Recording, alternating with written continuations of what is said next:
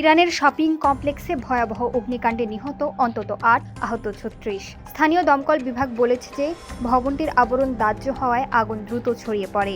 ইরানের তেহরান থেকে প্রায় ৩০ কিলোমিটার পশ্চিমে একটি শপিং কমপ্লেক্সে ভয়াবহ অগ্নিকাণ্ডের ঘটনা ঘটেছে। এতে অন্তত ৮ জন নিহত ও ৩৬ জন আহত হয়েছেন। আন্দিশেহ শহরের আরঘাভান কমার্শিয়াল কমপ্লেক্সে এই আগুন লাগে বলে জানিয়েছে ইরানের রাষ্ট্রীয় টেলিভিশন IRIB। ভবনটিতে ২৫০টিরও বেশি বাণিজ্যিক ইউনিট ছিল বলে জানা যায়।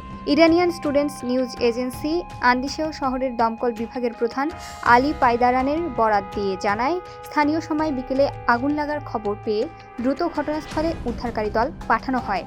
ভবনটির বাইরের অংশে ব্যবহৃত দাহ্য উপকরণের কারণে আগুন দ্রুত ছড়িয়ে পড়ে।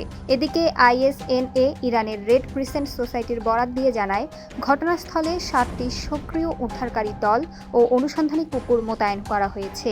আহতদের উদ্ধার করে নিকটবর্তী হাসপাতালে নেওয়া হয়েছে। আগুন লাগার সুনির্দিষ্ট কারণ এখনও জানা যায়নি। স্থানীয় গণমাধ্যমে প্রকাশিত ভিডিওতে ভবন থেকে ঘন ধোঁয়া উঠতে দেখা গেছে।